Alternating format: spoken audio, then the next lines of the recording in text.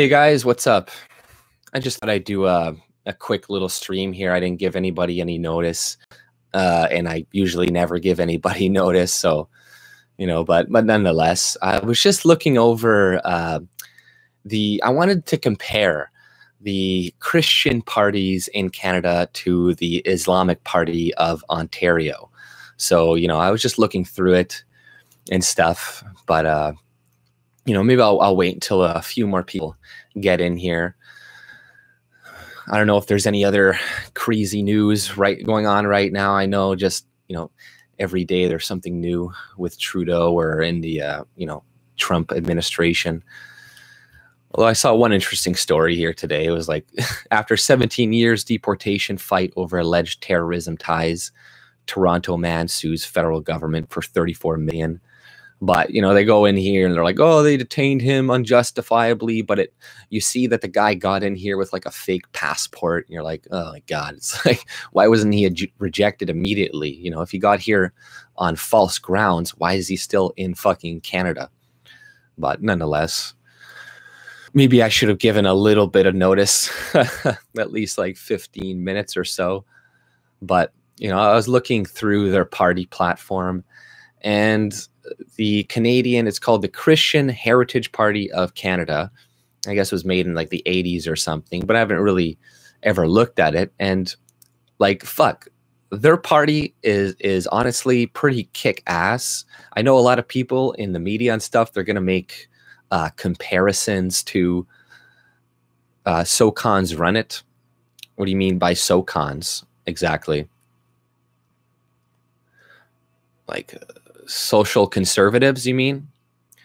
Right. Well, yeah, they are definitely social conservative, and I don't agree with all of their platform because they're like, we got to ban abortion, ban all this, ban like, or but whatnot. But honestly, like the 90% of it, a good amount of it, it's just like they want to ensure that private property is enshrined in the charter rights of Canada. They want government out of a lot of, basically they want a fairly like small government type of society. And a lot of their writing in there too is just like, Canada is against socialism. One of the things I was reading, like in the assessment of the economy.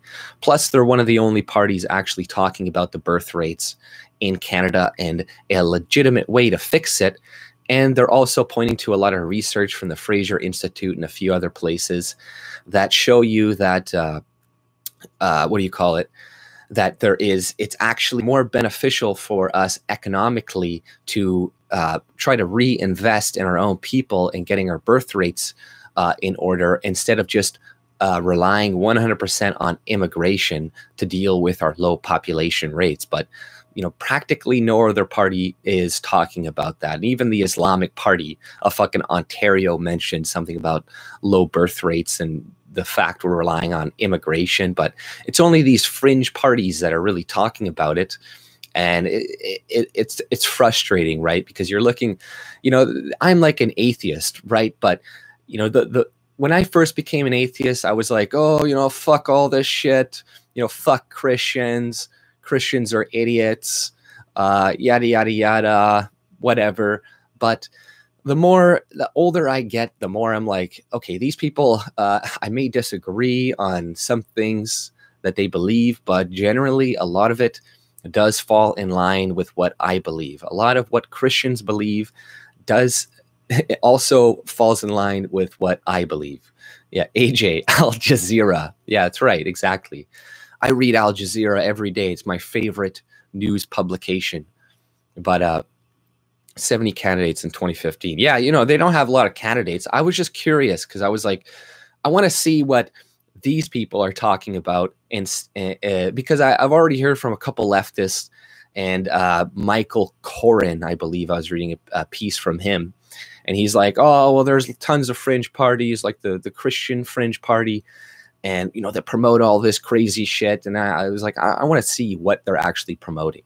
And honestly, I would, if they had more popularity, I would vote for them as opposed to like anybody else, because a lot of what they're talking about, like, sure, there's some things I disagree with that are kind of like, I don't agree with you know, the way that they want to run certain things in the economy, etc. But generally, a lot of it is just reducing the size of the government, getting them out of your life, and even the introduction is pretty good, and it leads to it. But they go pretty much fairly in depth in their platform. But I'll read a little bit of it. Our heritage. So it's like, you know, and they understand that Canadians and Canada does have, you know, more of a Christian heritage, and you know, we shouldn't necessarily. Yeah, Michael Corrin, he's a piece of shit. I hate that guy. And you know, just another fucking, I don't know. I don't even want to say it because honestly, you know, people will just think, you know, but you know, it goes on. It's like Canada's heritage is common to all Western countries where the laws are founded on biblical values. The fruits of their heritage are unparalleled freedoms and equal standing before the law for all citizens. Because I remember some people were saying that like the Christian Party wants to make it into a theocracy too, but not from what I'm reading here. You know, they're just kind of like acknowledging that we have Christian roots, and a lot of our laws and stuff were founded on more of a Christian heritage.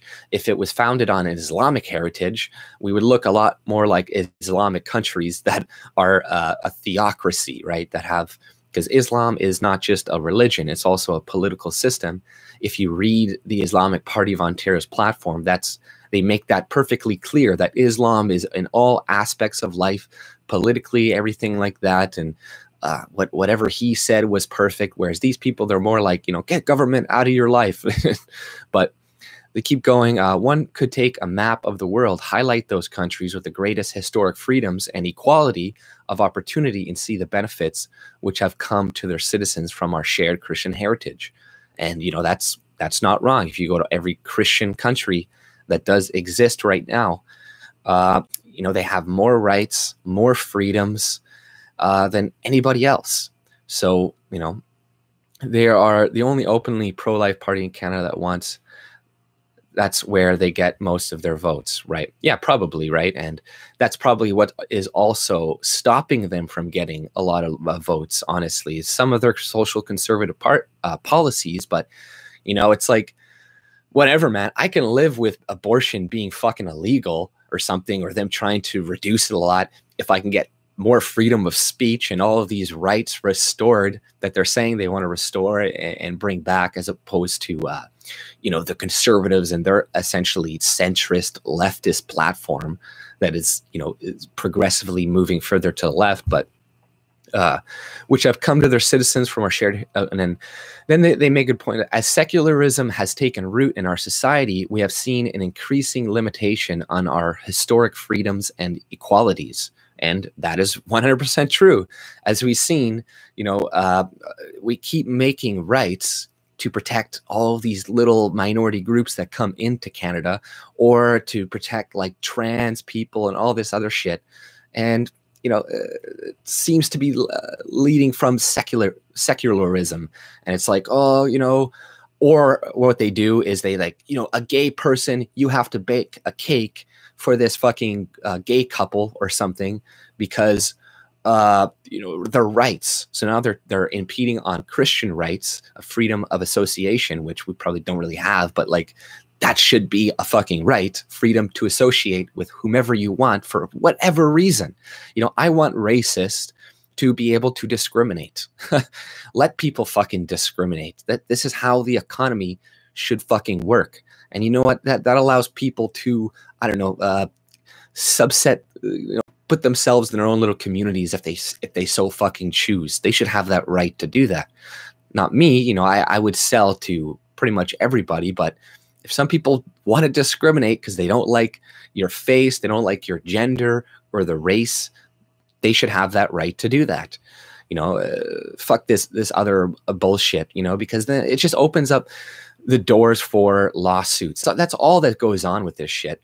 Same with the whole, there's this guy who's trying to get women to give him Brazilian waxes in Canada here. He's calling up all these people and he's like, no, I have female genitals and you can't refuse me. There's discrimination.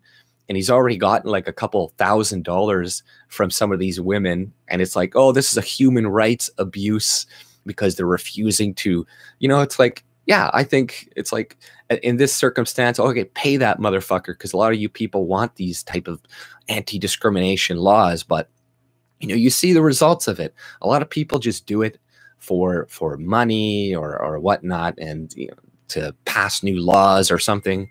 It's fucking bullshit. But I'm sorry, let me see here. Secularism, over the past decades, we have seen a greater number of laws that provide extra protection to one group, leaving all Canadians who are not part of that group with lesser protection.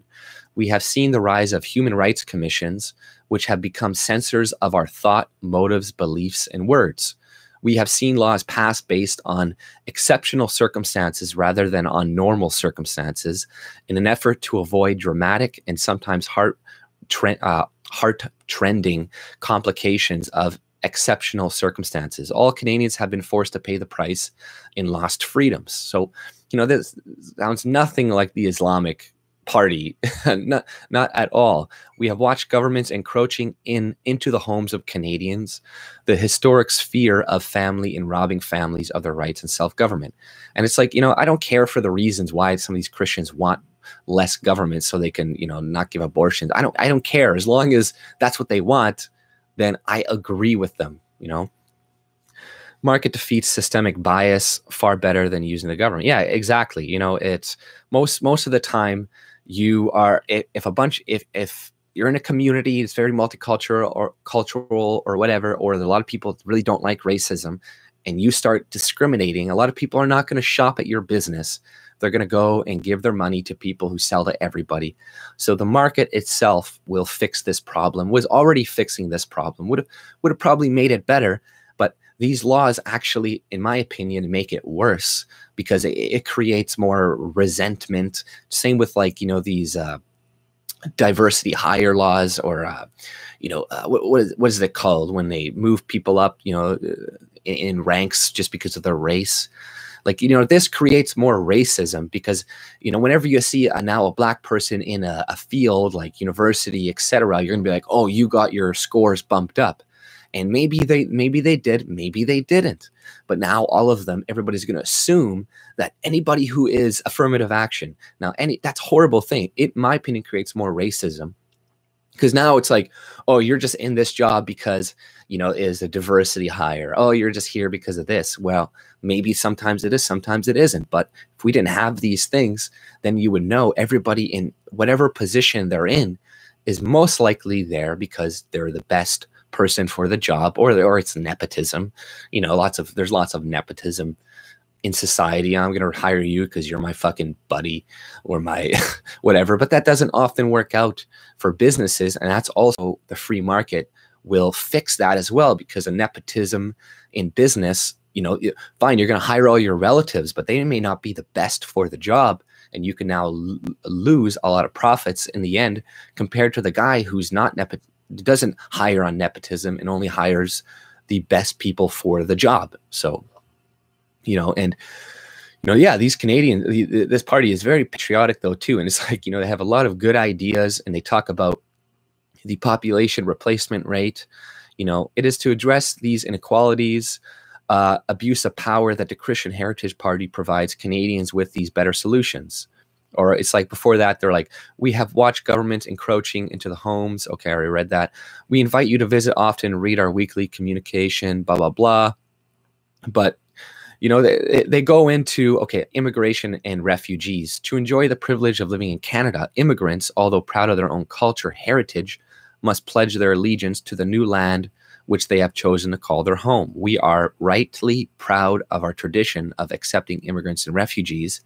In order to protect the process of legitimate immigrants and refugees, a firm hand must be taken to protect Canadians from those who do not value our democratic values and who may pose a threat to Canada's national security. So, you know, they never once in any of this reference like instating a theocracy or anything like that. They're talking, if anything, about protecting our laws and our foundations and our democratic values. Not once do they, you know, they reference our Christian heritage and stuff like that and how it's based on that. But, you know, don't believe any of the leftists who come out as a talking point against the Islamic Party of Ontario, saying like, oh, well, what about the Christian Heritage Party? I'll be like, okay, read it. Go and read it and see how fucking bad it is. It's actually pretty fucking good. Thank you, Rainy Steps. Look, man, I can always, every time you're on, man, thank you for your donation. I will definitely buy coffee with that, man. Thank you. Hope you're having a good day too, everybody that has joined the chat so far. But I'll go through a few of their talking points. So I'll go on immigration first because they go more in depth. So, and this is some interesting stuff too. It's like, so I guess citizenship and loyalty. The decision to choose to live in Canada must be accompanied by patriotism and loyalty to Canada and our democratic values and morals. Previously held tradition and legal systems incompatible with Canada's cultures and laws must be abandoned. So economy. The CHP will closely monitor labor markets need to match those immigration applicants. Yeah, they're just kind of saying, you know, they'll reduce immigration, only bring in people what they need, and they also bring up terrorism. But they go on more in depth. I'll go to population. So Canada's current birth rate is 1.6 children per female, is below the 2.1 minimum maintained viability as a nation. Governments have only lately begun to pay attention to this implication of this trend. In the past, we have lived under the false security that any shortfall could be made up by increased immigration. It cannot. Furthermore, our secular quest for securing rights over responsibilities, we have permitted the loss since 1969 of over 3 million citizens through abortion. So that's true. You know, it's like we're losing we need all these people, but we've aborted 3 million fucking actual Canadians. And, you know, that is something to consider. You know, we have a population decline, yet we're aborting 3 million fucking new Canadians. But you know, those are costly. The government can't tax those babies right away. That's why they want to bring in people that are younger that can work immediately so they can get money off of them. Studies conducted by the C.D. Howe University Institute and the Fraser Institute confirmed that there are greater financial, economic, and social benefits to be gained by shifting the priority in population management away from immigration and towards domestic growth. So, you know, and I think they go even further in population. Or wait, you know, I was reading a couple other things: terrorism, economy. Canada acknowledged that nation we have a rich history of immigration. But yeah, they bring up like a lot of, you know, the bullshit that they're telling us that we need to bring in immigrants, when really we'd actually save a lot more money just investing in our own people, which a lot of us have been saying for a long time, but they just don't listen to us regardless of the information. But it's from the Fraser Institute and that, so people are going to be like, oh, it's not very good. It's a right-wing information thing. You can't believe it. Hey, Kelly, how's it going? Loving your streams more and more. Oh, thank you. I really appreciate that. Canada Poly did excellent about that this week. Oh, he did? Yeah, no, that guy makes good, precise, informative videos, you know, about Canada. You know, his channel is going to grow and increase pretty fast, and it's going to be a force definitely to deal with, I think, in the future. And he's got like that thing going with the forum, which I think is a great idea to get people to talk. I was thinking of sending more people there to just, you know, more people, Canadians bouncing ideas off of each other, the better. But, you know, a lot of the things they're promoting, I'd be like, you know, there's some of the shit I disagree with, but ultimately I would vote for this party. You know, like, I don't care if they ban this or that. But they're like, the CHP, at the same time, this aspect of Canadian, okay, we therefore support Canada's immigration point system, which ensures that economic migrants add to the national skill set. At the same time, this aspect of Canadian immigration policy is amongst the many that are fraught with problems. For instance, there's no monitoring of the correlation between job skills presented by potential immigrants and those demanded by labor market forces. This is a contributing factor to the many immigrants who have not been able to find employment when they get here. So, they're saying they're going to monitor, immigration more to bring in really anybody who we really want. But, there's obviously going to be problems with that too, because, who knows how good they're going to do it. But it's still a lot better than what a lot of other people were talking about. And terrorism, they want to increase terrorism screening, make it better, because we know we're letting in a lot of people. It's life and family. Euthanasia, they talk about, defend life. So, they're against euthanasia, they're against abortion, all that stuff. But, some of their policies to help marriage seem kind of okay, right? They're like, they're going to give $1,000 to people who have like one person staying at home and one person working. That I think is a better idea, to try to get people, get your kids being raised right again, to kind of incentivize people to go back and be a little bit more traditional than they were before, right? So, a lot of these things that they're talking about are pretty fucking good. Immigration, refugees, terrorism. I don't know. There's a few other things I can't really remember exactly what the fuck they were talking about, but a lot of it is just seems to be small market, small government, no interaction in your life from the government, instead of the Islamic Party, which is like, completely encompassing every aspect of your life. So, that's just something I want to talk about, let you guys know about the Christian Heritage Party. And then there's also this thing, which I just saw an article today, and it was from, who is it? Global News. And, I don't know, do you guys find it weird how they keep pushing veganism on us and stuff? Like, I don't know, I keep seeing it pushed more and more and more. And before I thought it was kind of okay, and maybe I'm completely off. I'm not giving anybody dietary advice or something, but, the same people pushing this are pushing, the same things, not to have kids, not to do this, not to do that. And, it's like new food guide to encourage Canadians to eat more plant-based protein. So it looks like the Canadian government is now going to overhaul our food guide and tell people to eat more, eat less saturated fats and stuff, because, it's linked to heart attacks. But the more studying you do about saturated fats, the more you realize, okay, a lot of this stuff isn't linked to necessarily heart disease. A certain type of cholesterol is, but there's two different types of cholesterol. And one of the ones actually lessens your rates of getting heart disease, and they often don't take that into consideration.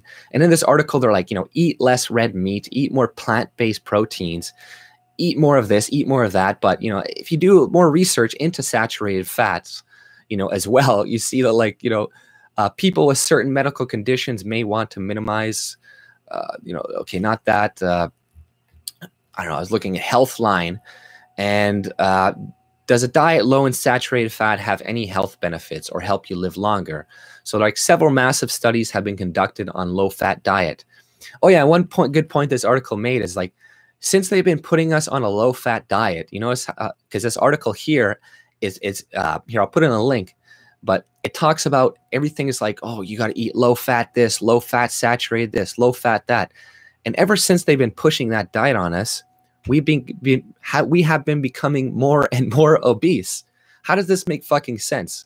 We have higher rates of diabetes, all this stuff, and we've been eating a low-fat and saturated fat diet for fucking years. But, it's like that there's still not a lot of proof to even link saturated fats to heart disease and red meat and all this shit. It's very faulty studies, and the more information that is coming out about saturated fats, the more you figure out that, like, yeah, we actually need it.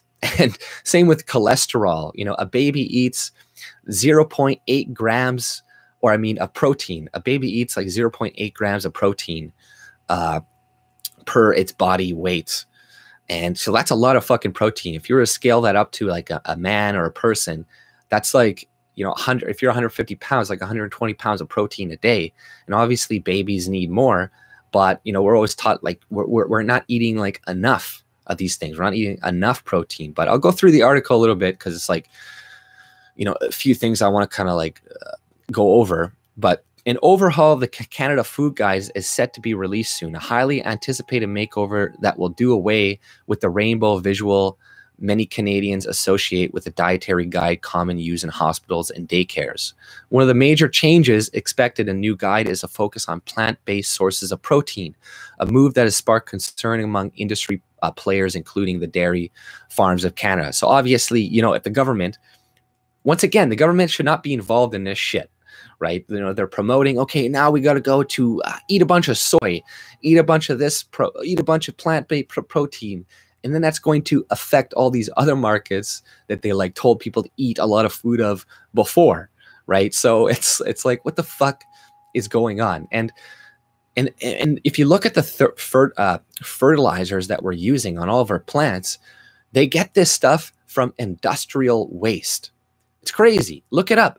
They get a lot of our fertilizer from industrial waste, and you know where they get it? In the air. They collect this fucking ammonia. They collect ammonia because that's what it is. It's mostly ammonia that they're spraying all over the plants, right? So what the fuck is going? We need to go back to the natural source where we're using animal manure to put on our fucking plants instead of a synthetic chemical that you're getting from industrial waste.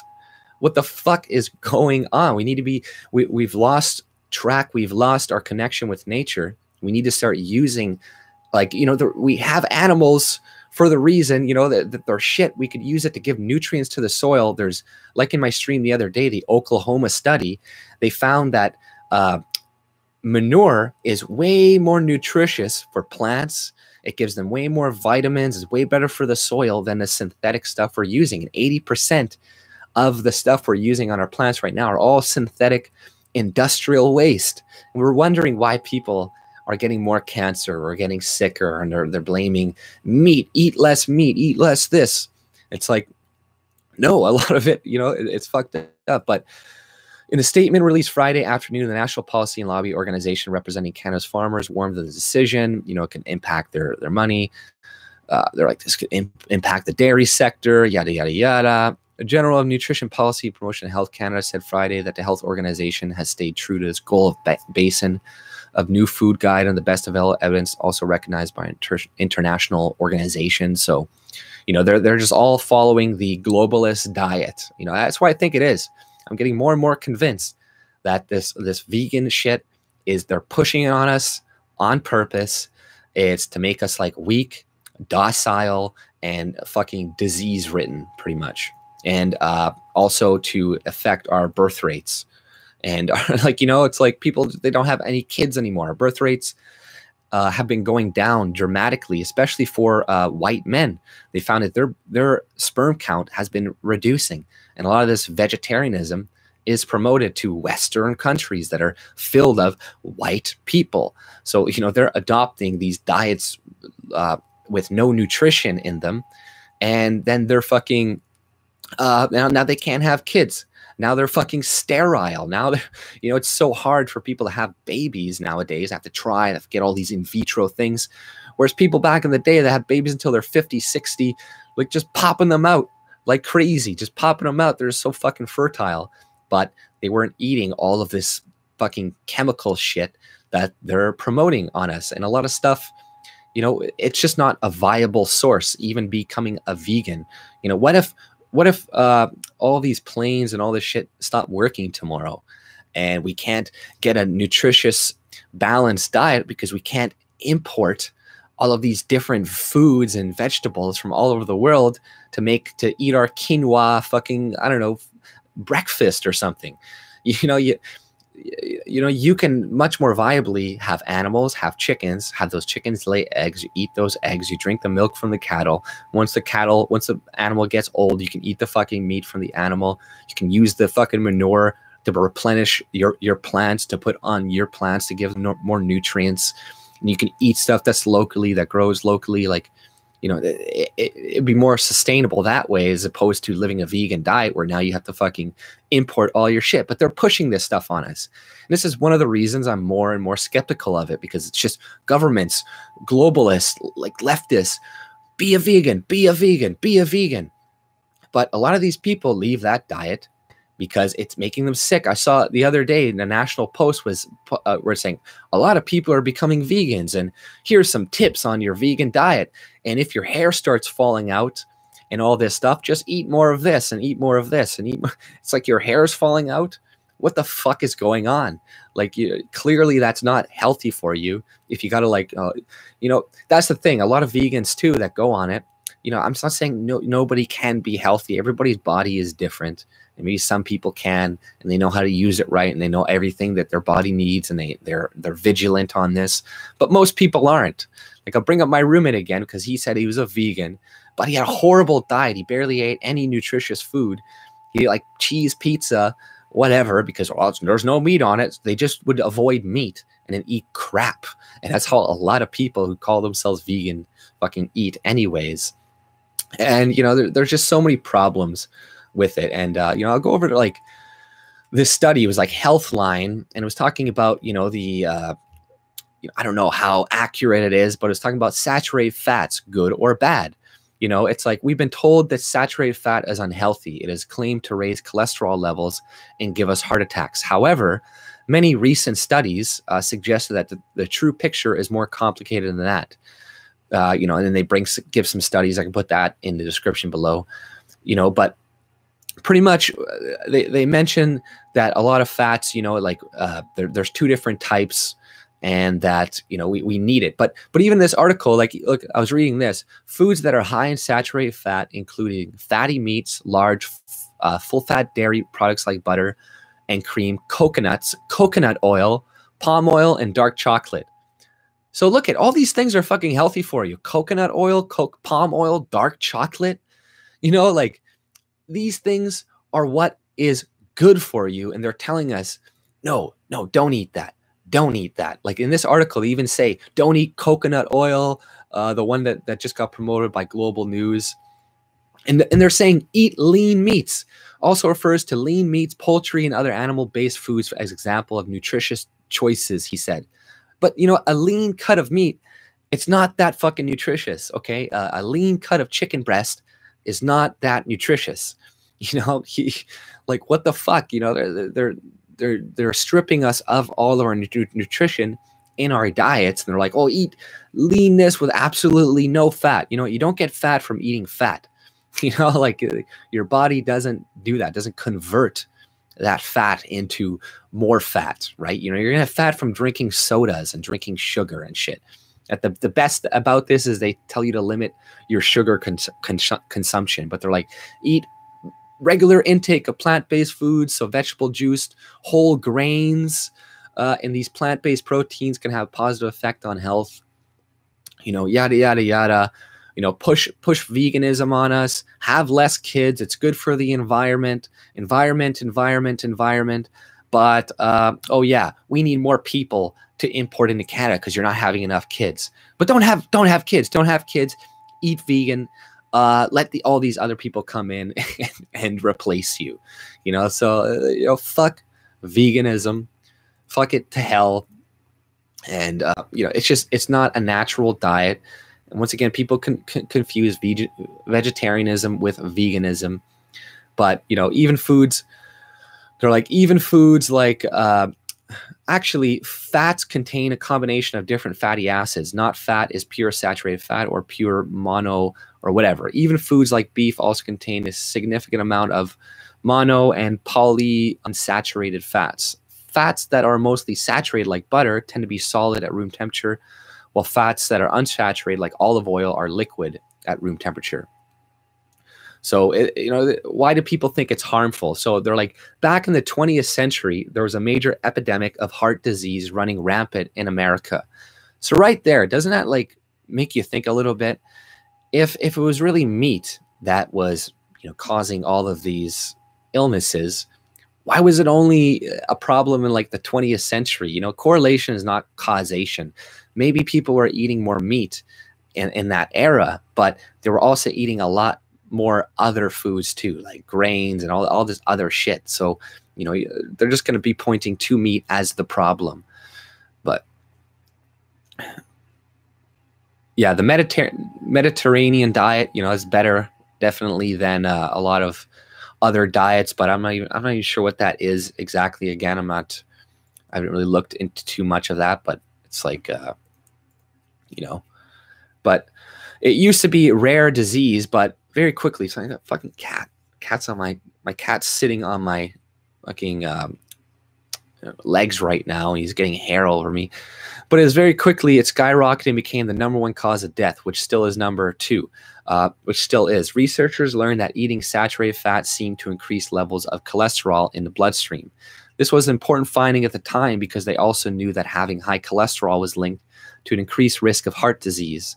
This led to the following assumption being made. If saturated fat raises cholesterol, AB, and cholesterol causes heart disease, B, causes C, then this must mean that saturated fat causes heart disease. However, at the time, this was not based on any experimental evidence in humans.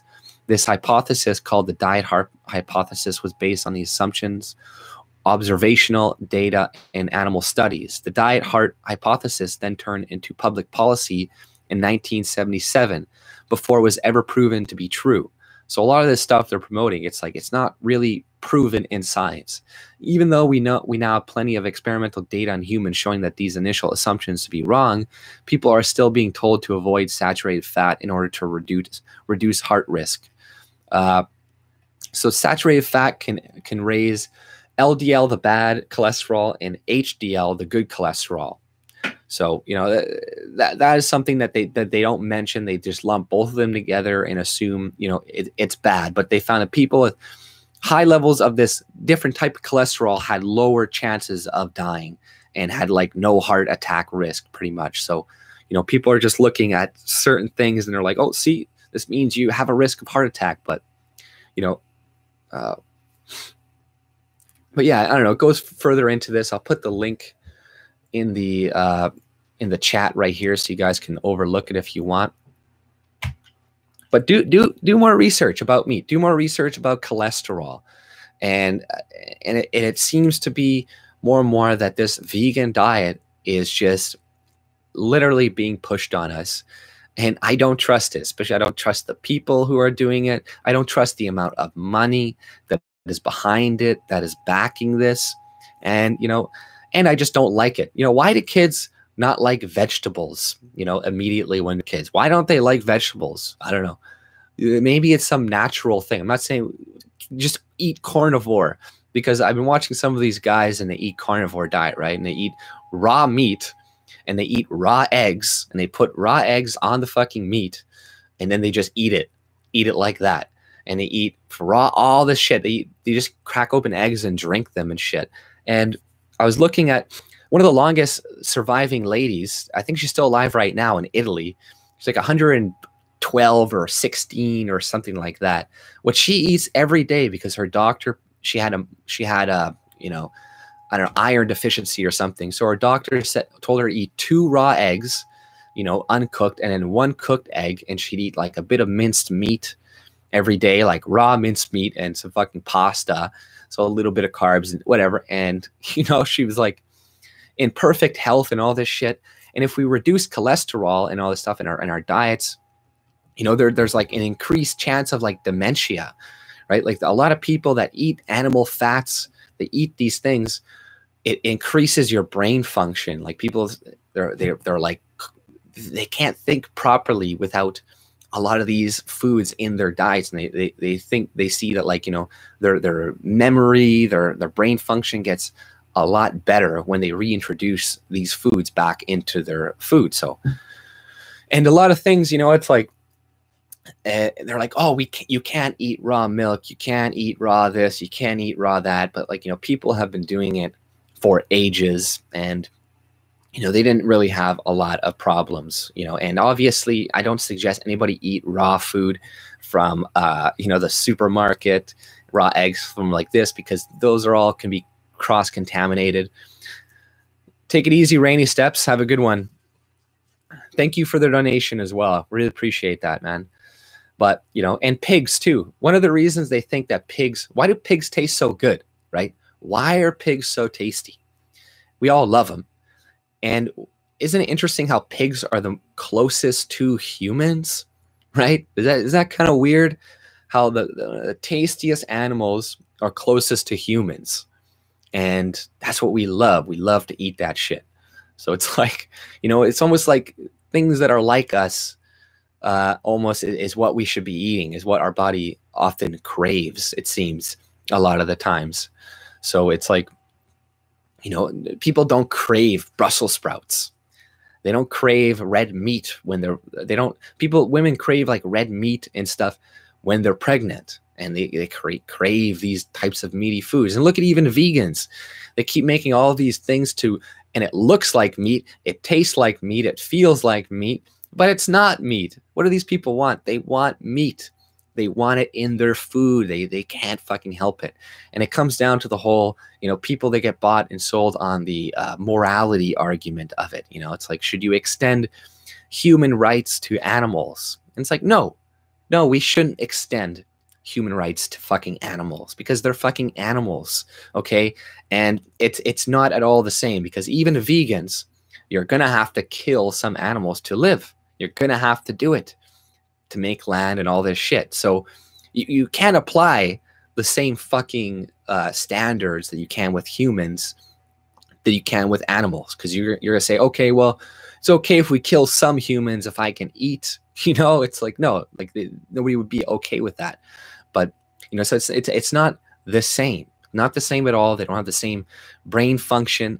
And it all comes down to this argument, really, is like, what level of stupid are you willing to kill, right? Because vegans will be, okay, a certain life form that has this level of sentience, it's okay to kill. But this animal that has this much sentience is not okay to kill. So it's like, okay, which level? When do we stop? At what sentience rate? Is it the sentience of mice and gophers and that? But what if we find out that they're smarter than all these other bigger and all these other larger animals, which some mice and all this stuff are pretty smart? Should we stop gardening because we're killing all these sentient fucking beings? Maybe we should just all starve to death, because that way we're not hurting anybody. We're not hurting anything, right? But, you know, they may think this is a fallacious argument. Like, no, we're just trying to reduce suffering and this, and that. But it's like, hey, you still have to kill. You still have to admit it. You have to do some fucking killing. And I just raise that rate. I say, I'm okay with pigs dying. Okay, I'm okay with that level of sentient fucking being getting slaughtered and killed. Because what is the alternative anyways? Okay, let's stop farming these animals. They're all going to die off and go extinct anyways. Like, that's what's going to happen to them. Do you think all of these domesticated animals are going to survive out in the fucking wild? No.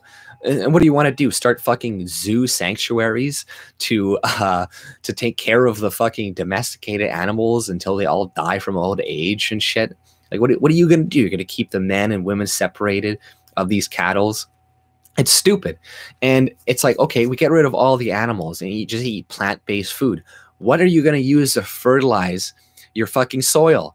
Are you going to keep using this synthetic fertilizer that we get from industrial waste, this ammonia?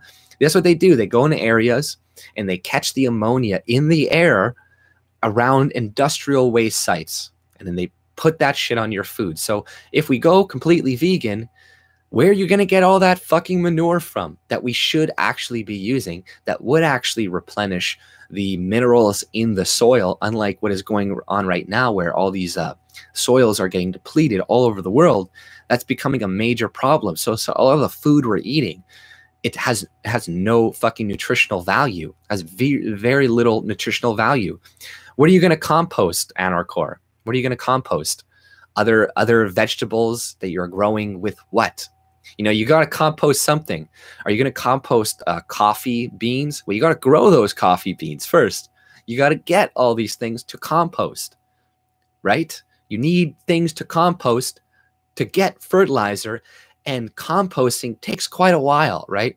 How many months does it take to compost things?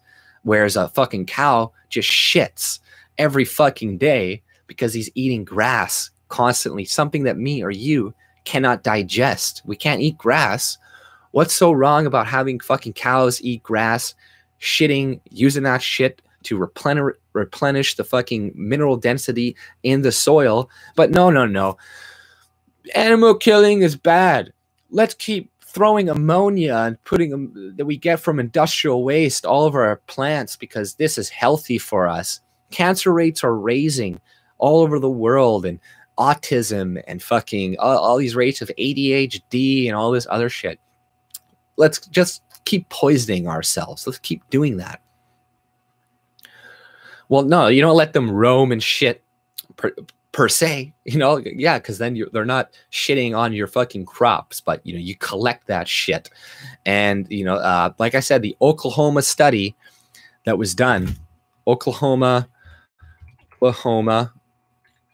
read it, manure alternatives. And, you know, read the fucking study, the whole study. They go pretty much in depth, and we could be it would be more cost effective to use animal waste than it would be to buy fucking chemicals from these people that are just siphoning it off of industrial waste. Like, you know, we have a better yield in our food. It'd be healthier for us. It's natural. It's natural. You know, manure is a natural fucking thing to use for crops. It's not this stuff we get. And even a lot of these vegan powders and pills, they get this shit from like waste too. A lot of this stuff is like waste products that you're putting in you, and you're like, oh, it's healthy. Where are they getting all of these vitamin type things from? Because they're not getting it from an animal source or a plant source. A lot of the times they're getting it from waste products. A lot of these vitamins, a lot of these things they're getting it from waste. and you're oh, this is healthy for me. This is good. This is gonna make me feel good. No, it isn't. It's gonna fucking kill you over time.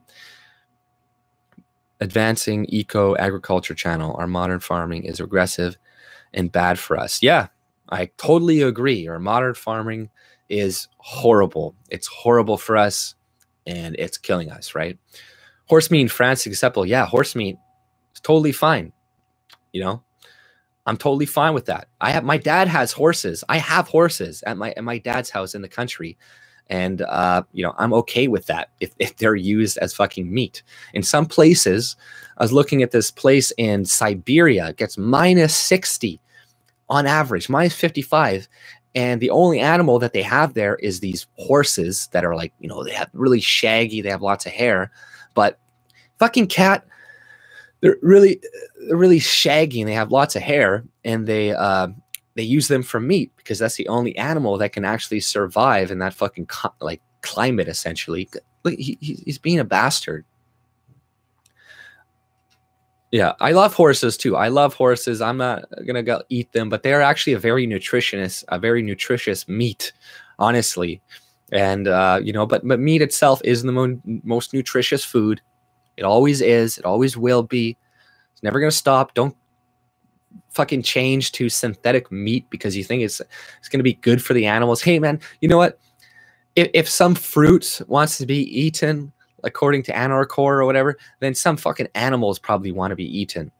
And you know what? Like, I was looking at this thing about dogs the other day, and you know, anybody who eats dogs, that's fucked up.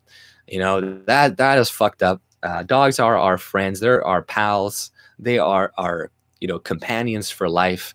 And, you know, if you eat a dog, unless it's in a starvation type of scenario, then I can forgive you. But, you know, we just found out recently, we thought that dogs were wolves, right? But actually their genetics are distinct from wolves. So this means that dogs probably domesticated themselves, kind of like cats domesticated themselves. So, you know, they've learned to, like, you know, look at us and be like, and then we give them food, right? You know, it's like they've learned to leech off of us, but like it's a mutual relationship. It's, you know, they help us hunt, they help us herd our animals or cattle, all this crap, and then we give it food, right? But it is really interesting. I was looking at a thing about wolves and how, yeah, dogs They're not actually, we actually think they're not actually descendants of wolves, and we probably never domesticated wolves ever, right? And you know, dogs probably domesticated themselves. And I was like, that's really cool. You know, I love how that is nature. You know, that is nature. It's just like those sharks, those big whale sharks that have these little fish that go and travel with these sharks and feed off of them. You know, that's kind of what a dog is. They're kind of like little leeches, but these little leech things on the fish help the fucking whale. The whale, you know, helps these little fish by giving it fucking food or whatever.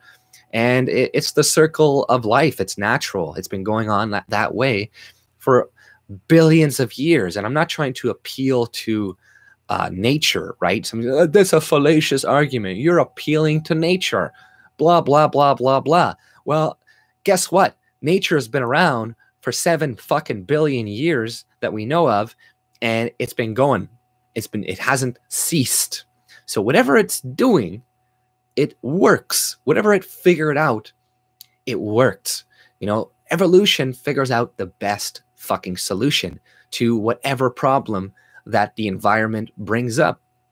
Over time, animals' cells will mutate until eventually an animal is so adapted to this environment that these cells will be retained because other animals will mate with that. And then, you know, they'll be more successful in general as opposed to the other animals. And over time, their population, their numbers will increase, and they will take all the food sources from the less evolved, less proficient animals. You know, like evolution is a great fucking thing. And this is the same thing how our societies have evolved too. You know, we wonder, why do we have a monogamous, why do we enforce monogamy? Why do we do things? These are just traditional values, or antiquated. No. A lot of these things we've done because we figured them out thousands and thousands of years in the past. And we're like, okay, a monogamous relationship, man and a woman staying together, raising the kid, works best for society. And it is what creates the best chances of survival. That's why we see in most societies there is a monogamy type relationship, because humans are not naturally monogamous. Like we're not, maybe some of us are, but we're not naturally monogamous. We're in our tribes and all that stuff. People would not even know who the kid was. They'd be like, that's the kid of the tribe, because they would just all kind of like fuck each other and shit. But, you know, like, so yes, we don't want to do everything natural. I'm not saying we got to go back and live in hunting our gazelle with spears, and we got to go and live all completely natural. But there are some things in regards to our health and to, you know, the basic health of humans that maybe we should look at more natural means, because, you know, we've evolved on this planet for 7 billion years. You know, we have a direct descendant of the first life form ever. And, you know, as humans, we've been evolving a certain way for a long time too. We've evolved to eat a certain type of food. You know, look at animals. If a gorilla is meant to eat a bunch of, like, I don't know, bamboo shoots. Mostly they eat a little bit of meat in their diet, etc., but they eat mostly bamboo shoots. And you bring that gorilla into a place, now he's not eating bamboo shoots, he's eating this other plant.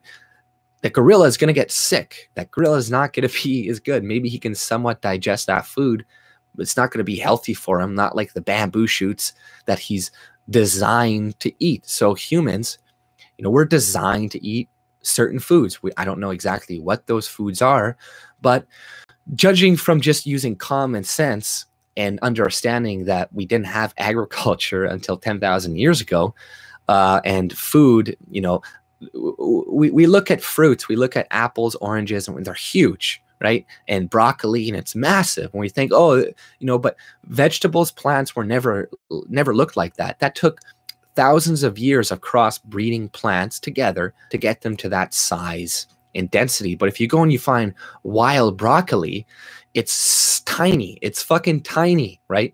And wild fruits, a lot of these wild things, they're very small. Maybe a lot of it is poisonous because, you know, plants develop things to protect themselves. A lot of plants develop you know, poisons that they can release whenever something touches it or damages it and stuff. So it's like, you know, they've all come up with ways to survive in their environment. And, you know, some animals, some plants want to be eaten or whatever, so then they could spread their seeds more. But that's kind of like an RK selected strategy where have lots of fucking kids, put no like kind of protection in it, and just to sprout them like crazy. And then it's protection in numbers. We see this in nature all the time. We see a bunch of cattle, herds of deer, they're protection in numbers. And some plants use that same strategy. Other plants use a strategy where they have vines, or I mean, they have spikes all over it. You know, typically, you know, you'll see that when it's usually probably the most edible fruits would probably be the ones surrounded by spines and surrounded by pricklies and stuff like this, because that is their defense mechanism. They would have no need to pretty much invent or come up with a poison in their plants, because like even in Canada, you know, these choke cherries, you know, if you eat the fucking seed, that's poisonous. You know, if you eat the seed of the choke cherry, so it has a mechanism to prevent other animals from eating it. Well, most animals, but there's obviously, it's an arms race. That's what evolution is. You're going to have eventually an animal that learns to digest that food. It's evolved to eat that food. Then it's going to eat all those fucking choke cherry berries. And then eventually maybe some other plant or will take over, and that animal can't eat that fucking plant or whatever. But, you know, humans, what did we start to eat? What did we base our diets off? What made us healthy? And obviously not everything we ate in the past probably was good for health, because it was just what was accessible. But, you know, evolution isn't stupid, right? It's not stupid. So it would create a life form that can get the most nutrients out of its available resources in its environment. So as humans, our most available resource in our environment would be animals, would be deer, would be rabbits, would be this. And then we can get some berries that are growing in season and some other things. But we didn't discover wheat until recently either. We didn't have breads. We weren't eating breads. So in order to stay in optimal health, you know, evolution would have designed a body just over time, because evolution doesn't design things. It just happens over repetition, over millions and millions of years, like trial and error, trial and error, trial and error. You know, there's a lot of failed experiments that we don't see. And all we see is the end result of evolution. But it doesn't mean that it was chosen per se. It's just that what I think is going on right now actually is that, you know, there's higher rates of cancer. So that is your cells trying to, you know, replicate themselves, and then they replicate a false cell or whatever, and it creates cancer. But why does this happen? It's probably because of the environment we're in and the food we're eating, because our body is constantly trying to adjust to this new diet. So it's trying to evolve our cells, and then it probably creates cancer because we keep eating this thing. Whereas if you look at an animal kingdom, because most of them eat their natural diet, you don't see cancer run rampant in the animal kingdom. You don't see it. And the only time you will see it is if there's like some kill in the area that has poisoned the fucking animals or whatever.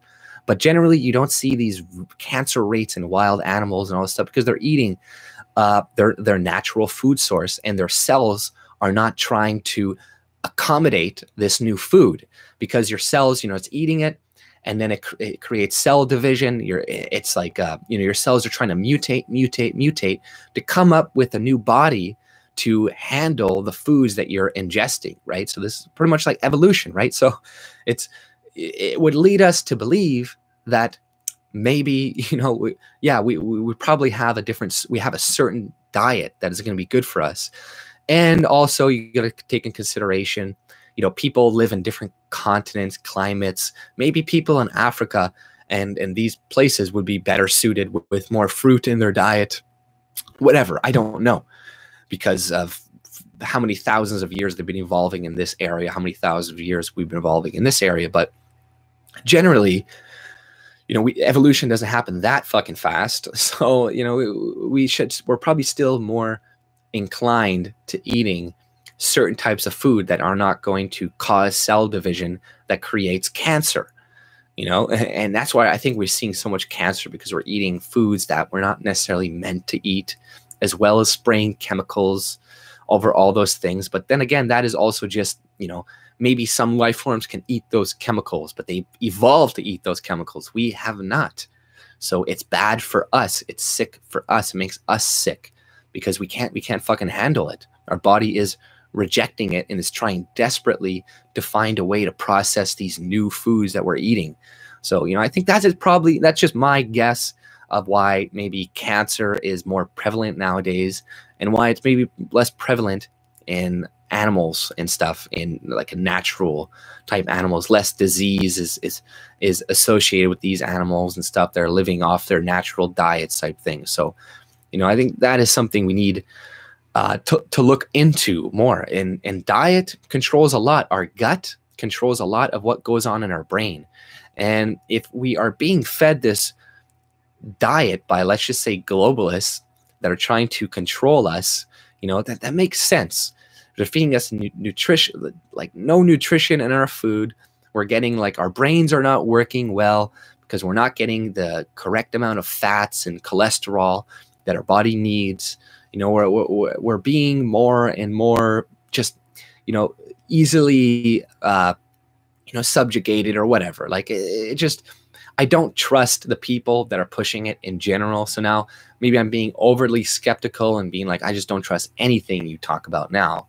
And, you know, you shouldn't always do that. But honestly, it's just, I don't trust these people. They're all pushing, you know, they're all telling us to have less kids. They're all telling us to eat less meat because it's bad for the environment, blah, blah, blah, blah, blah. But, you know, they're not telling that to anybody else, to nobody else. It's like, no, you know, oh, go live like a fucking peasant and live off of, you know, no energy, no this, because, you know, you guys are creating all the problems in the world, and feel bad about it. Have less kids because, you know, you're just a privileged person in North America, and you don't want to have kids. You're such a piece of shit.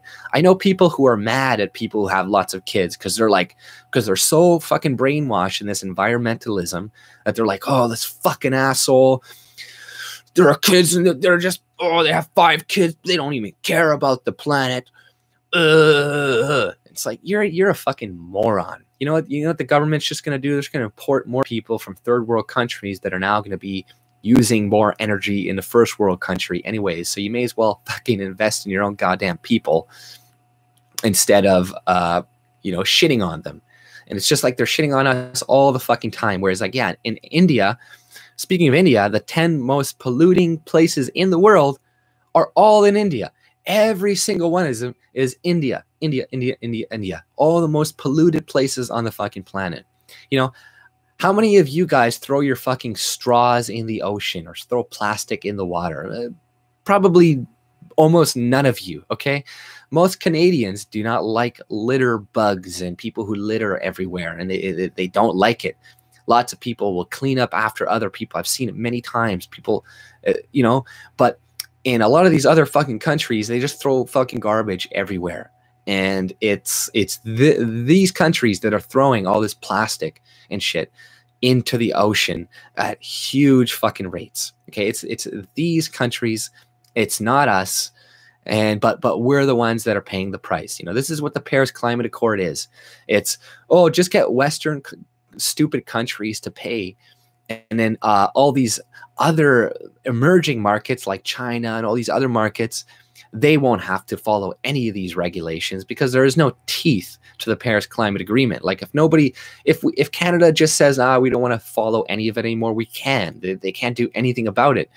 And this is exactly what they wanted. And not that they could write a bill that they could enforce. I don't want some world fucking government. But that's what they're trying to impose with this new carbon tax. And then all these economists are coming out now saying, see, oh, if we impose a carbon tax on all these nations equally, it's proven to reduce carbon. And it's like, good fucking luck doing that. And, you know, I don't believe a lot of these economists and their predictions, because a lot of them are bullshit fucking predictions. Okay, economists said in America that And I just saw this thing of Obama. He's like, how is Trump going to get 3.54% GDP growth? He doesn't have a magic wand for that. He can't just do this stuff. And all the economists were projecting America to have a 1.9%, 2% growth for the future onwards, forever. That's what they were predicting, forever. And now Trump is getting close to 4% GDP. What are they going to say? Don't listen to any of these fucking economists. A lot of them don't know what the fuck they're talking about. They are the most heavily recommended book in economy classes is Paul Krugman, okay, who is a failure at economics. He said Trump would create a fucking recession the moment he came into power. Like Paul Krugman. You know, this is what all these people believe.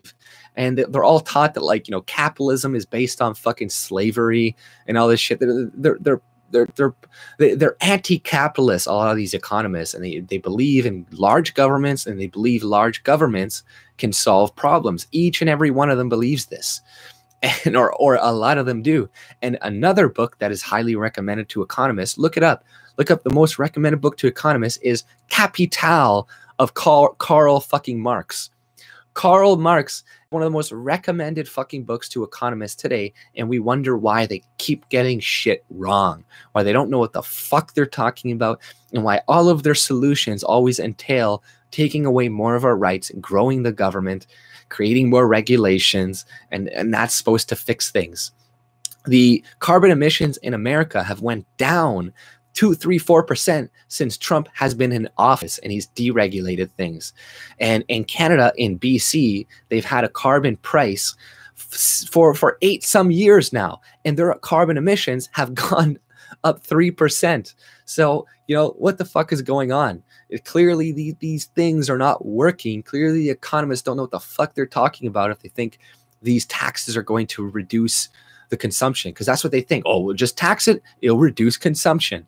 Well, you know what? There's also things called the black market. So you can tax things, and then the black market will appear and sell it for fucking less. Or you can tax things, and they're going to get oil and gas from other goddamn places in other places of the fucking world. So it's, you know, fuck these people. Fuck these people to hell. I hate them. Like, god damn it. Yeah, man, that would be awesome. The Forgotten Canadian. We should do a live stream one of these. I want to start doing. I've been doing more live streams, but I want to start inviting people and having conversations and stuff, because, you know, there's only so much I could just do and rant in front of the computer screen and shit, and it's, you know, trying to come up with stuff to talk about and whatnot. But yeah, definitely we should do a stream. Kelly Day, I want to do a stream with you. I was just waiting for Saint. Jean d'Arc to finish, or I don't know, I think she was moving or something.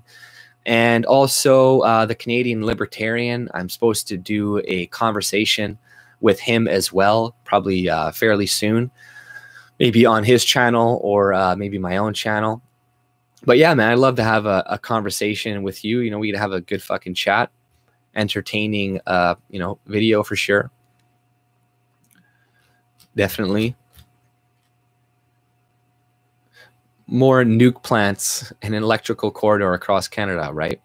Yeah, right. Nuclear energy is something that is viable, but, you know, nobody wants to necessarily invest in it and stuff, right? And there's a lot of fear around it. And, you know, also, you know, that's why I just hate the government. And that's why I hate how the government has control of our resources, because they're going to pick and choose winners and losers. They're going to decide, oh, well, green energy is the right choice for us now, and we're going to take all these subsidies out of this, and we're going to invest it in this now.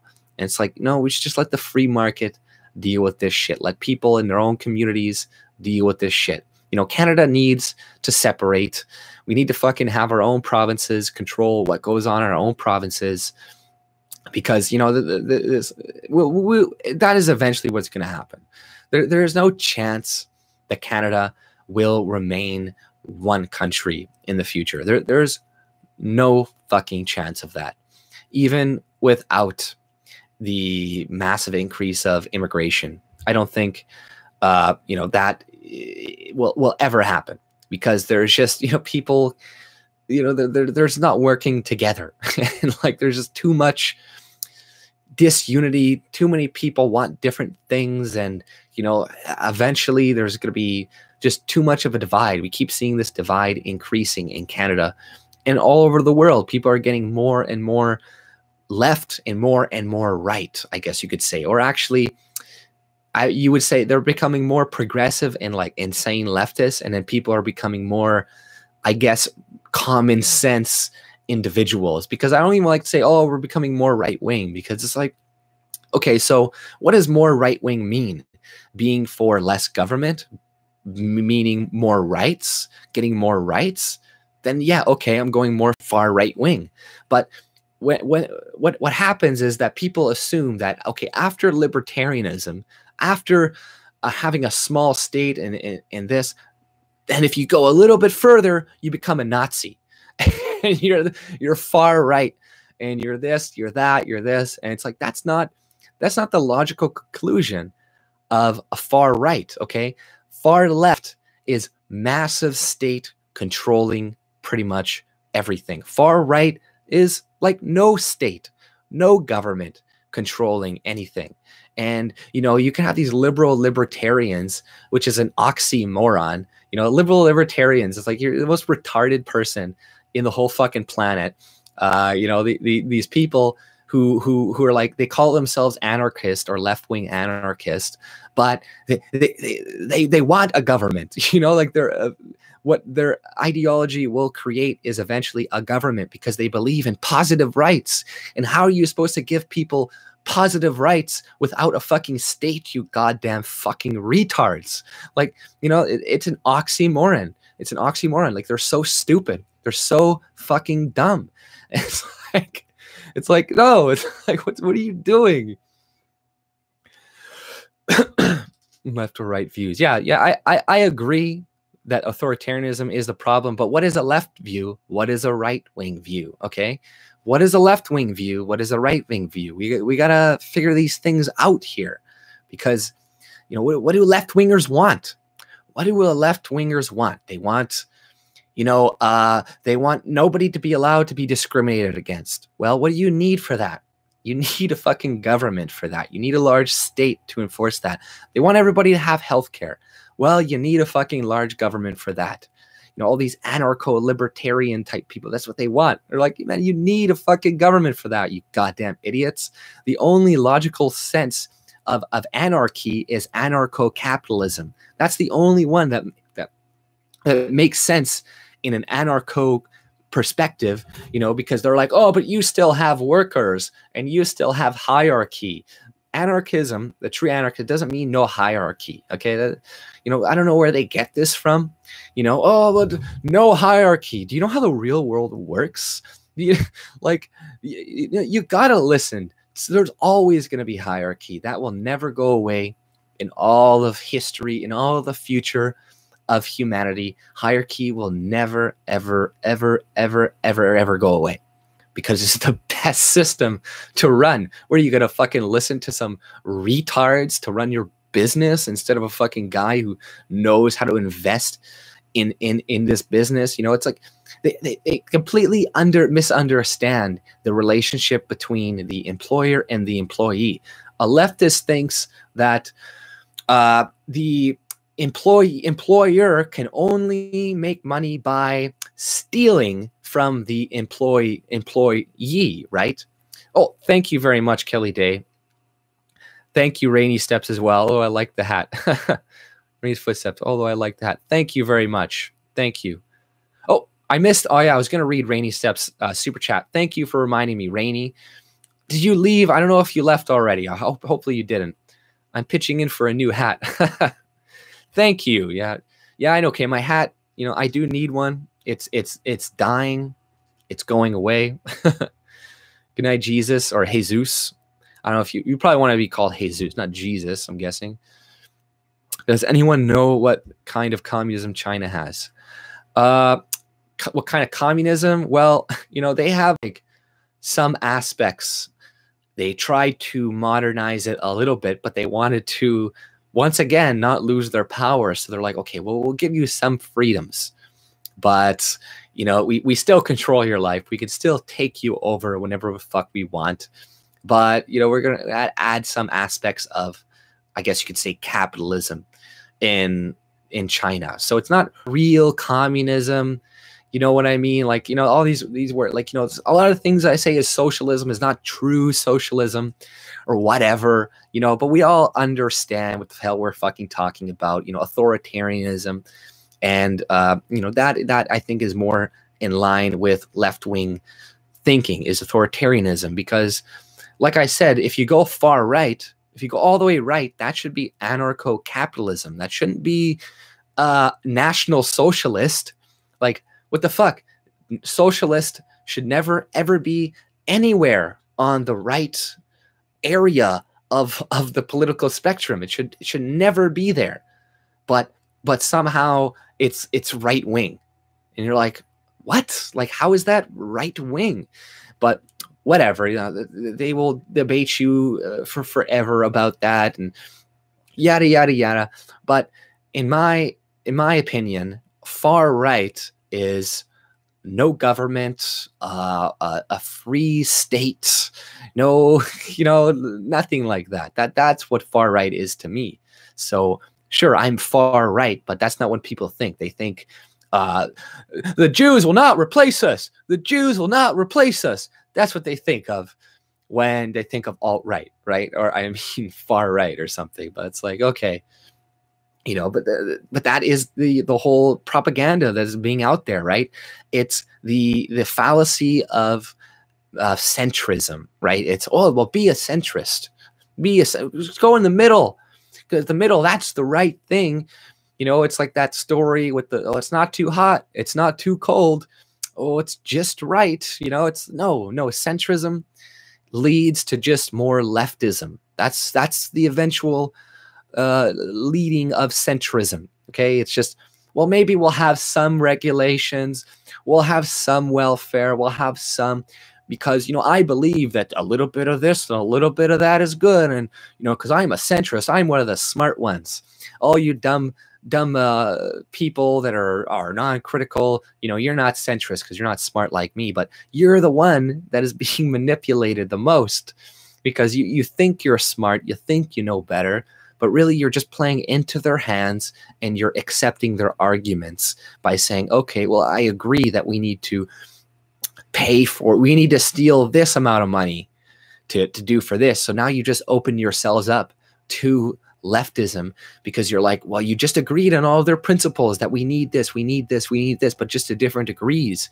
And when you agree to something to different degrees, like a small degree, you're like, okay, you open yourself up. That's why you got to stand behind your principles and say, no, theft is wrong. Taxation is theft. Theft is wrong. Taxation is always wrong. It's never good.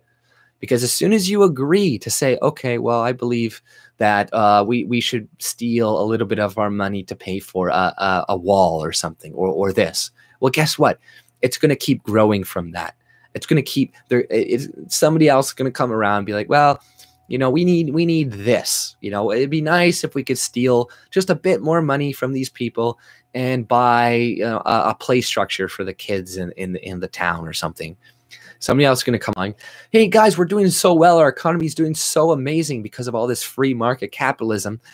We should give welfare to single mothers and make sure that single mothers are taken care of. That's how it started.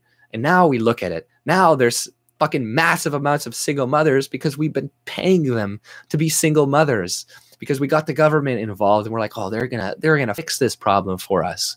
They're gonna do something for us. And it's like, no, they made it fucking worse. They destroyed welfare. Giving money to people destroys them, okay? In any circumstance, almost, okay? Obviously, some people can use money well that's given to them, but it just, anything unearned in life comes back at you, it seems like. Anything unearned, right? Like, just almost anything. Like, look at the people who win the lottery. Look at all these people who win the lottery. How many of them end up worse off than they were before they ever won the lotteries? Because they didn't earn any of that money. You know, if you earn that money yourself, You're obviously not going to spend it like a retard and shit. But if you just thrown and given to you, you're going to go crazy because you're not meant to have that much money. Like, some people are not meant to have a lot of money. You're better off poor, because if we give you a lot of money, you're going to drink yourself to death. You're going to drink yourself to death. So, you know, things have a way of working themselves out a lot of the times. And if you don't earn something, it's going to fuck you up. It just fucks you up. It's weird. It's like anything that is unearned, it seems to bite you back in the ass, bite you back and ruin things. It's really fucking interesting. It's like a truth of reality. You know, if you cheat on all your tests, right, and you get into a Harvard because of all your cheating, well, once you get into Harvard, you're going to be fucked. You're not going to know anything. Sure, you made it to that point through cheating, but you just wasted all of your fucking time. And then you're not going to be employable. You're not going to do anything because, you know, once they actually try to apply your skills, you're not going to know how to do anything because you didn't earn it. You didn't earn any of it. But, you know, what we don't earn gets fucked, gets taken away from us, makes us less good. And giving money to people, I've found, has also makes them more angry at you. Have you ever noticed that? Whenever you borrow money, some people, they get mad at you later. And they're like, they feel more entitled to you later on. They're like, you know, it's like they get mad that they owe you money, and they see, every time they see you, they get reminded that they're a leech and that they depend on you for money. So then they get mad, and it doesn't, you know, when people are living off of, and I'm not saying everybody can pull themselves up through their bootstraps, and that we should not help people that are fucking really dumb or like disabled, anything like that. But, you know, why do we need a government to do that? Why do we need the government to do that? Most of the charities in Winnipeg are funded privately. That has like 10% government funding. You know, we can help each other. We can help things. But importing a bunch of people, becoming massively multicultural and all that stuff is going to make that even less possible, because now people don't know each other. They don't know their communities as much. They're not going to want to help each other out as much because they're all separate, living away from each other. They don't know each other. So, you know, everything is working against us.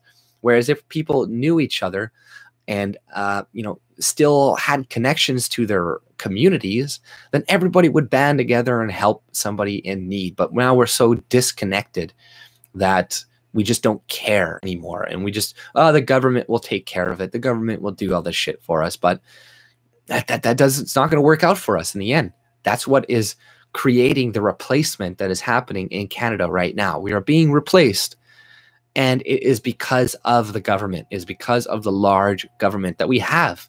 The only justification that they ever make for replacing us is that we need money to pay for pensions and for all of these programs that they promised us. And like I was talking about the Canadian Heritage Group earlier, with their plan, they wanted to get rid of the pension and have more of like a private, personal, individual pension.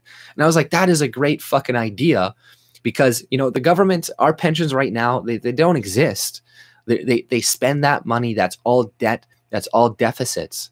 And, you know, they bring up in that party too that deficits is just taxation to the next generation. That's what it is. You know, we're just kicking the can down the road for the younger generation, for the younger fucking kids down the road. And it's like, are you really going to be, you're going to like that?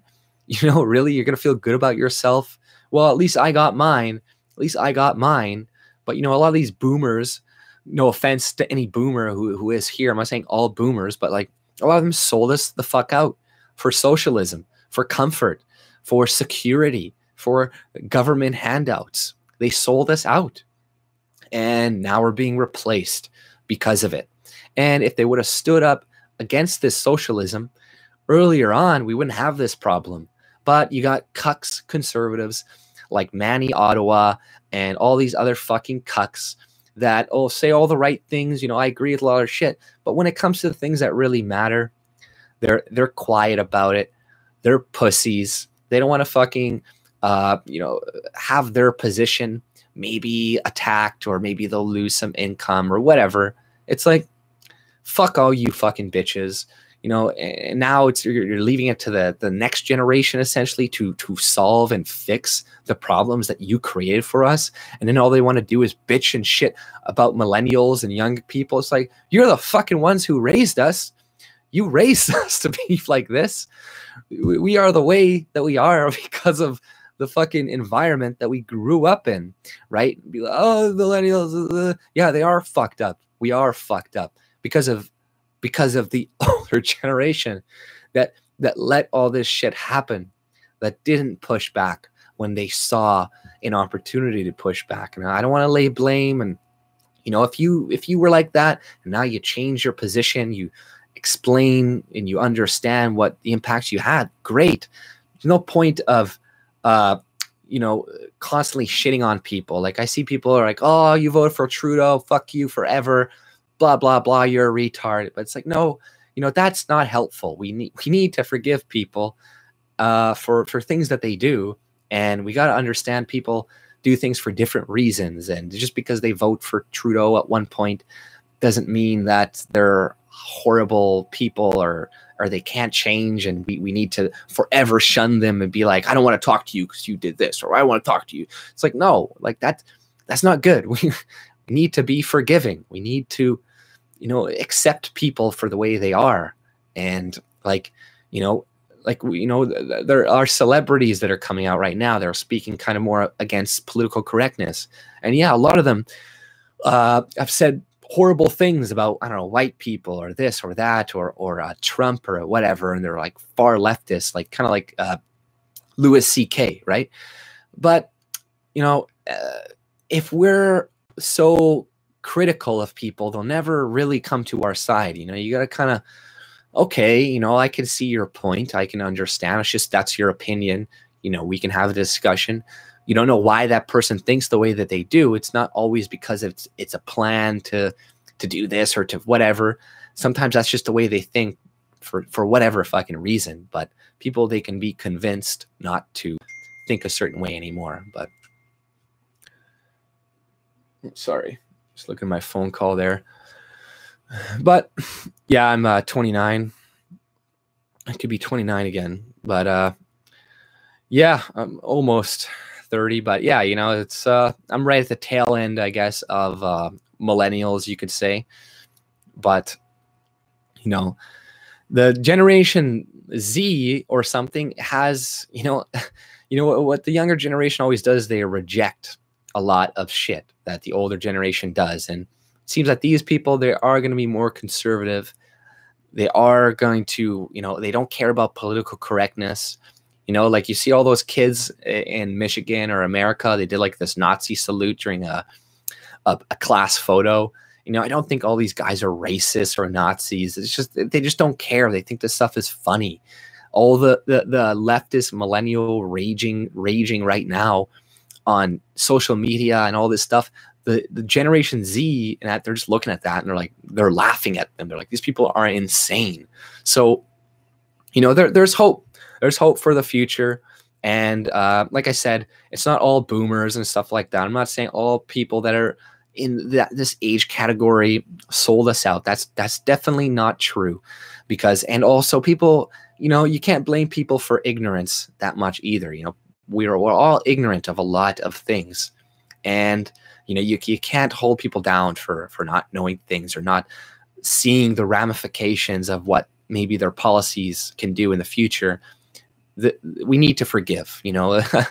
It's one thing that I retained from Christianity, from being Christian, and I'm sure it exists in maybe some other religions, but, you know, forgiveness is key. We need to forgive within society to move forward, because the cycle of violence, the cycle of revenge just never ends. It goes on forever and ever and ever. And it only stops when there's one person that decides to break it, that decides to forgive the enemy that hurt them, you know, and badly. You know, sometimes people, they hurt you very badly. Maybe they kill somebody in your family, but even in these situations, forgiveness is still better than starting the circle of violence over and over again, because you kill them back, then their family is going to want to kill you in return, then you're going to want to kill them. You know, these things can go on forever and ever. And this is why leftists can control a lot of us too. This is why they can control a lot of minority populations and stuff like that, because they're not practicing forgiveness. You know, they're like, we were slaves 100 years ago. This would happen to us 100 years ago. And they're holding on to this resentment and anger, and it's being fed by the leftists. But this isn't going to lead to anywhere good in the future. This isn't going to lead to unity. This is going to lead to violence. So if we want to avoid this violence, we need to accept people, forgive them for the past actions that they've done to us, and move forward.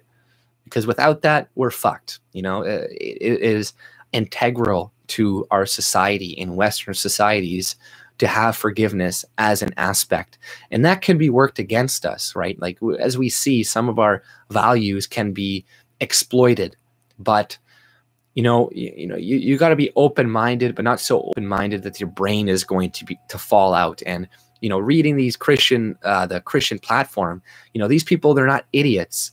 They're not bringing every refugee and all this, like some people say that Christians are now, where there's like these people understand you need to restrict it. You need to put more money in your own people and birth rates and all this other shit. But I lost my train of thought there. I had a bunch of shit.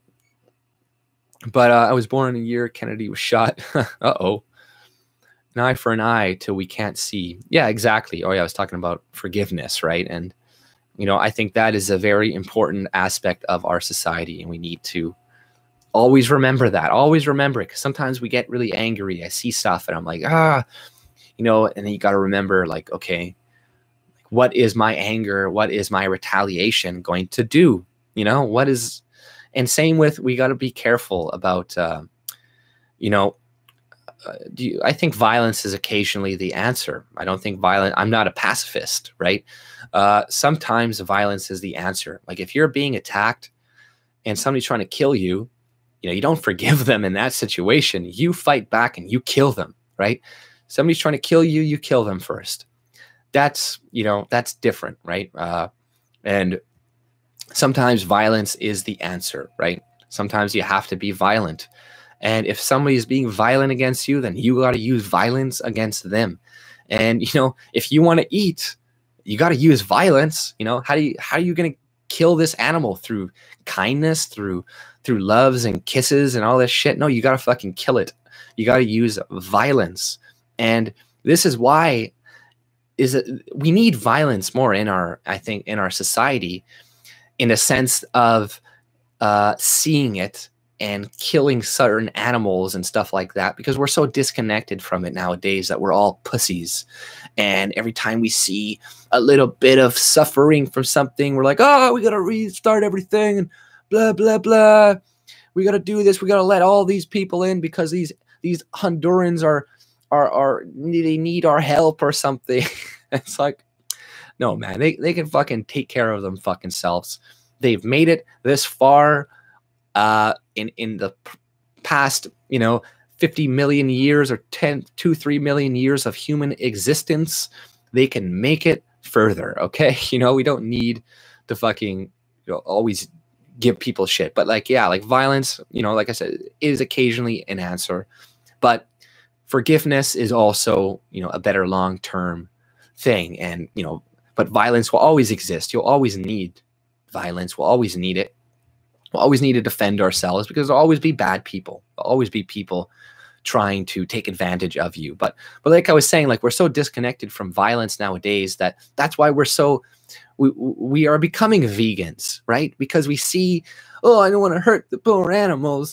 And I love animals. I have my cat. I love my cat. I love dogs. I don't want to fucking torture animals. Hell no. That's fucked up. If you torture animals, you're a piece of shit.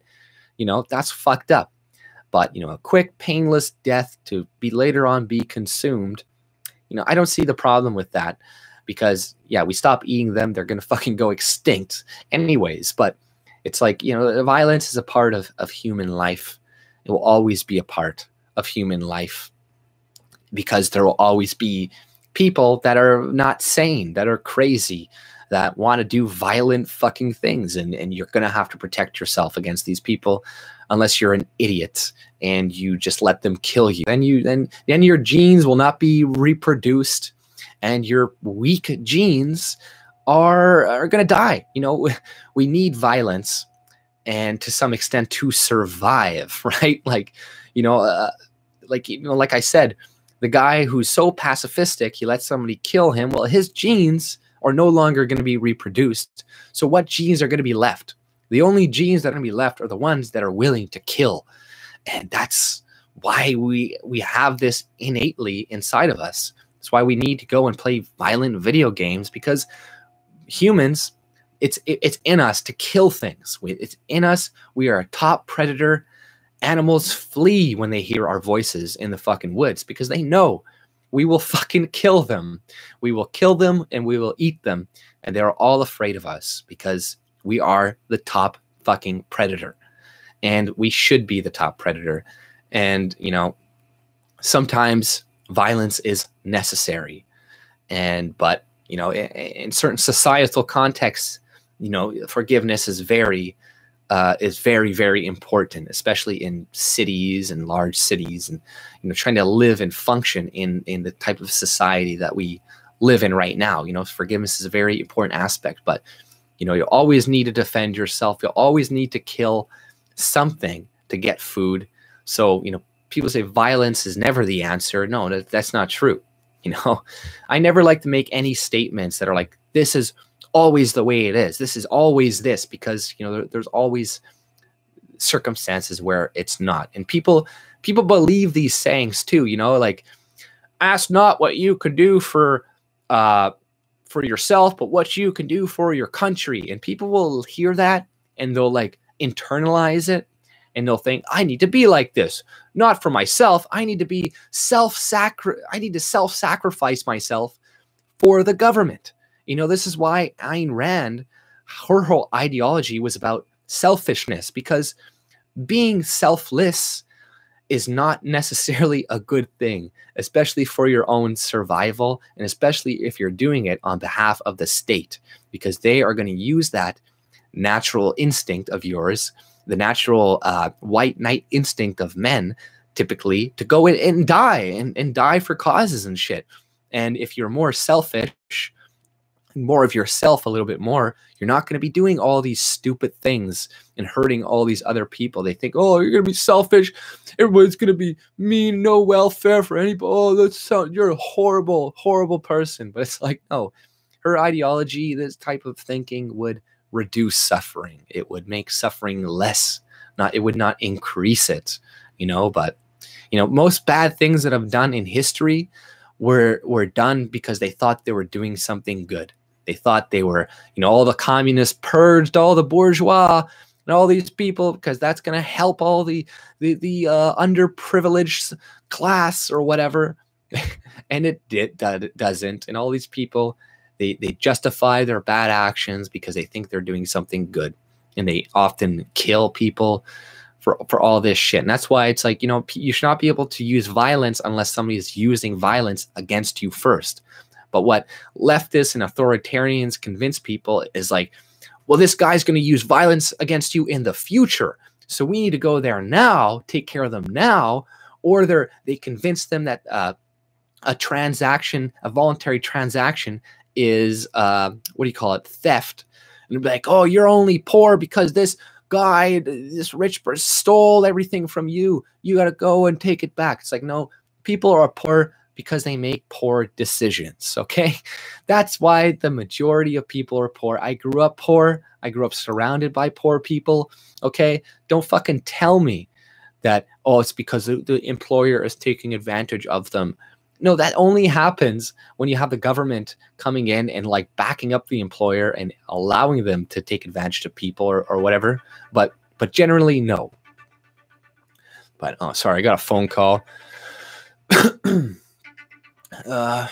I lost my train of thought, but yeah, you know, like the employer, you know, everybody thinks they're getting taken advantage of by working with an employer or something, but that generally isn't the case. You know, you're not taking the risk of buying a business, of starting a business, and you're not the one who's going to lose their livelihood if the business goes to shit. right? And poor people, they buy, if you look at what they buy, 50 to 60% of what they buy are non-essentials, you know. So if people just held on to their money a little bit more, they would be in the middle class or making decent money or enough to survive comfortably. And, you know, or you're not making a lot of money because you're dumb. You're not that smart, or you don't have a lot of drive. You know, you're not very ambitious. You know, there's many reasons why people, and then you could point to certain specific times where this guy steals this, but oftentimes the theft it's facilitated through the government, right? And they become this way because they create regulations and all these other things, so their competitors can no longer compete. So now, yes, that will affect the worker and stuff when they go and lobby for new rules that benefit them and don't allow competition that would give you higher wages. Then then they're taking advantage of you. But people point to crony capitalism, to corporatism, and say this is capitalism, but they don't know what the fuck they're fucking talking about. But that's all I pretty much had to say, guys. I think I'll let you guys off. Been talking for quite a while now, and I just got a phone call I got to get back to right away. But, you know, thank you all for joining me. Thank you for the donations. Hello to everybody who's here. I'm sure I didn't get everybody that was here. Slavery, Luke, how's it going? Linda, 8675309. 8675309. Yeah, that's nice. I didn't even read that. I just kind of overlooked it before as gibberish because I see a bunch of numbers, but that's funny, man. Luke, Claude, Reverend Jim Jones. Yeah, thank you guys all for joining me. Happy Fox, thank you. Linda, Eric Butler, Firestone, Slavery, McSlaverson. Oh man, I love that name. But thank you guys all for joining me, and I hope you guys all have a great night, and I'll see you later. And thank you again for the donations once again. But take it easy. I gotta move this so I can end stream.